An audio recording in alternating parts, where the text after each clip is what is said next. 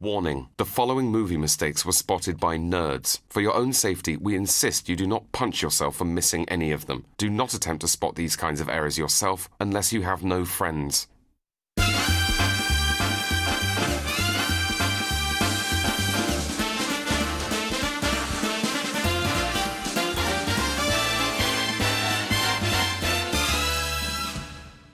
Welcome along to Great Movie Mistakes. This show blows a hole in the carefully constructed veneer of Hollywood perfection. Our team of continuity experts, or geeks, have locked themselves away in the archives to track down the best howlers on the silver screen. So here are those mistakes, the ones that have made all that hard work very nearly worthwhile. Transporter 3. That's right, they made 3 of them. Here goes Jason Statham pelting after an ambulance. I think we're going to need an ambulance. But what's this? Either Jason has forgotten to remove one of his flesh-covered earplugs, or that's a flesh-coloured piece of flesh from one of the people in that ambulance. Oh, please, God, let it be the first. This is Mamma Mia.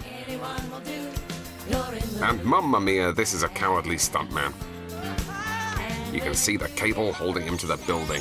There. Honestly, mate, does your mother know?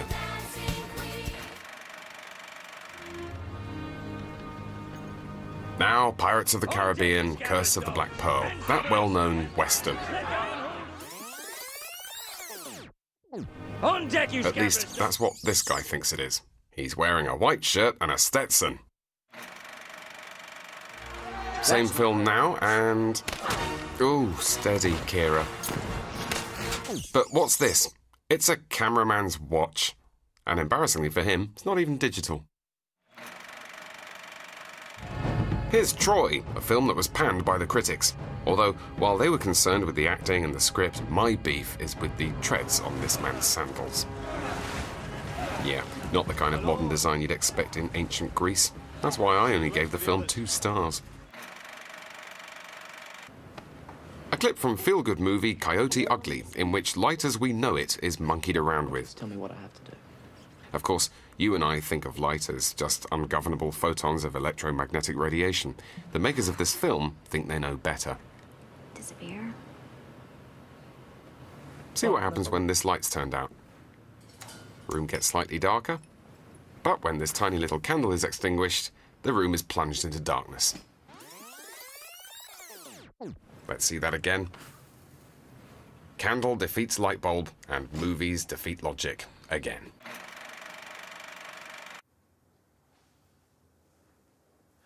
High School Musical now. As well as being strewn with errors, these films are also full of those annoying performers who dress up in lycra and frolic around as if to say, "Oh, look at me! Look how good I am at dancing! Look at me dancing! I'm cool!" It was different when I did it for comic relief. That was for charity. Which makes it different, okay? Anyway, cast your peepers across these schoolboy and schoolgirl errors. You watch High School Musical dozens and dozens of times in your bedroom and think, how come all those girls are so mouth-wateringly slender? Well, here's how. They're not eating their dinners. The lovely Gabrielle gazes listlessly at her grub. Troy! Hey. Then switches her attentions to Troy. And look, it's gone. Here's Troy again, and he's realized that he's late for a much-needed music lesson with Gabrielle. Oh, gotta go. See you guys later. Troy, of course, is a schoolboy, and he's about to make an error.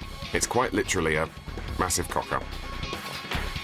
He's doing a scene where he has to check the time, so what's the one prop you don't want to forget? Your watch. Yeah, go on, run off.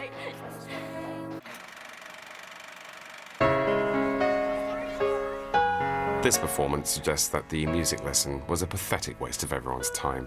Gabrielle's bottled it beyond belief, missing her cue, and then just standing there looking stupid. I can't do it, Troy.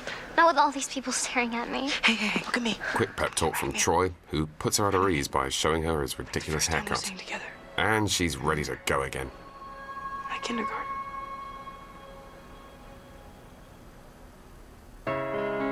Here's the intro from Charlie Chaplin on piano.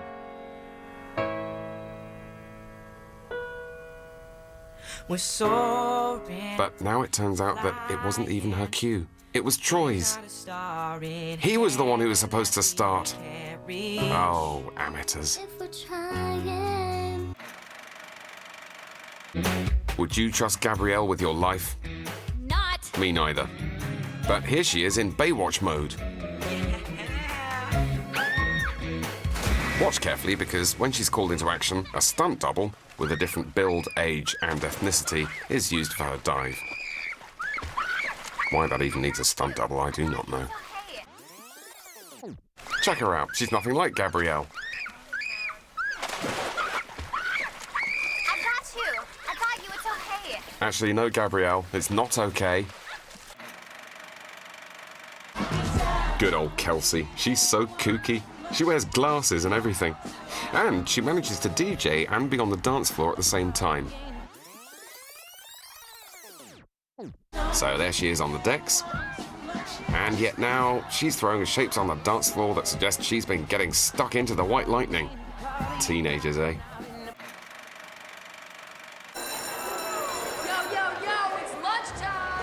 It's lunchtime at East High, and everyone's heading to the canteen to stuff their faces. Everyone, that is, except for Chad. He's clutching his basketball, ready to shoot some hoops. Now or never, man. But rewind again, and there's no sign of him on the wide shot. Explain that. Batman now. Yeah, we can't get enough of the Caped Crusader. There have now been 6 Batman movies, and every one of them has been littered with mistakes. The star of the last 2 is Christian Bale, and he just loves movie mistakes. Whereas most of us just titter or raise a smile, he expresses his mirth by ranting at a lighting technician for 9 long minutes. Thank goodness he didn't spot these errors, or some poor crew member would have been picking his face off the floor with broken fingers.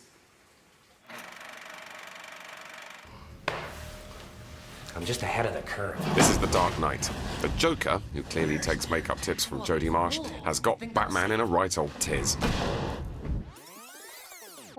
As Batman slams the Joker against the wall, you can make out the reflection of the cameraman.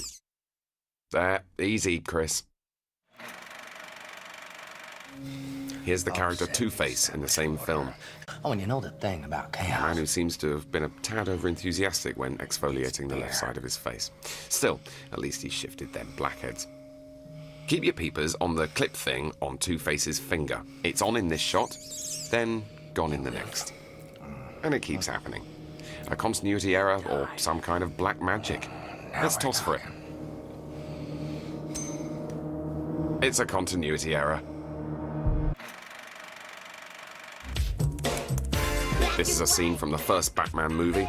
The henchman defaces a priceless Rembrandt, and who can blame him? But a second later, the handprints have somehow gone. You should have used a good quality emulsion.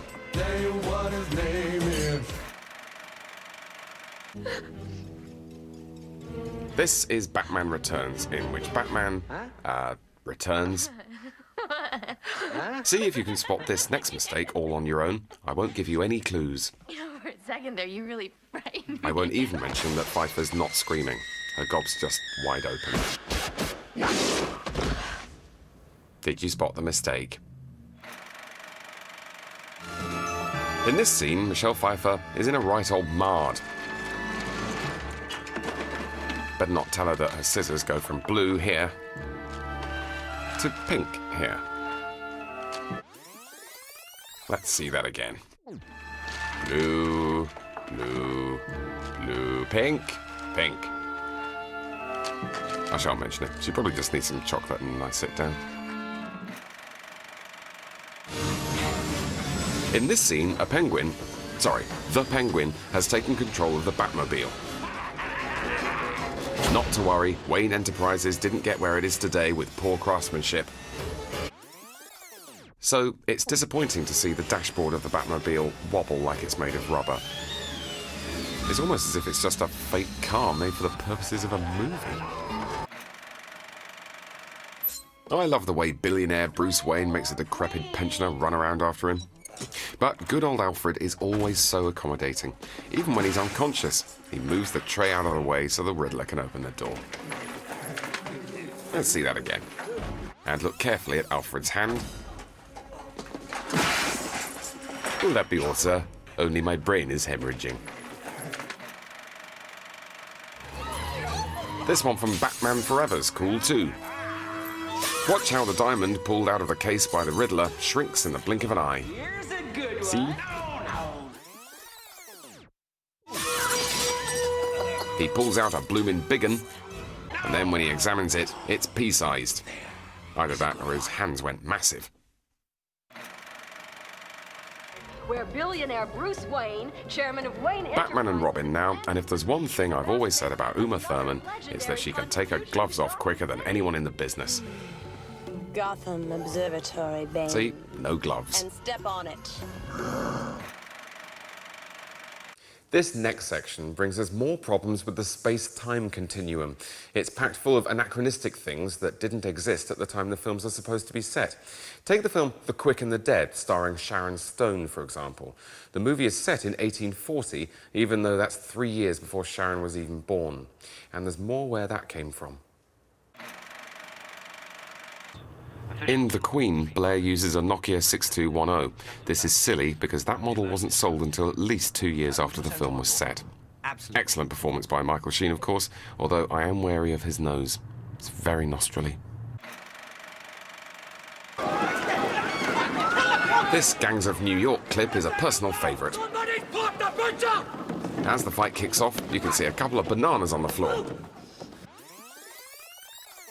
And yet bananas were not traded in pre-Civil War USA at all. But heck, you don't need me to tell you that basic fruit fact. Rousseau says, if we assume man has been corrupted by an artificial civilization... Period flick Marie Antoinette here, and as these ladies chill out in some sort of meadow, keep your eyes on the skies. Imagine. The vapour or contrail of an aeroplane. And down the forest. That's right, one of them jet planes they used to have in the late 18th century. In American Gangster, set in the 1970s, remember, we can see a poster in the background with a blooming great weather dress on it. Yeah, 376. Yeah, you might as well hang up, Denzel. It's ruined now. In this clip from Almost Famous, it's 1969, and William Miller is looking through some classic vinyl. And while I'm sure none of us like the way that he's stroking them, that's not my beef. This is Joni Mitchell's Blue, not released for another 2 years. And I hate to say that because I know he's only a kid, but, you know, there's no mercy in this dojo.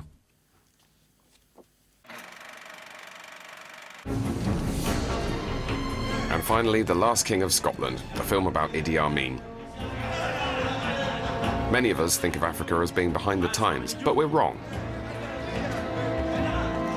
This scene is set in Uganda in the 70s, yet they already had flat-screen TVs. Amazing. Not least because at this point in time, Ocelot hadn't even come up with Betamax.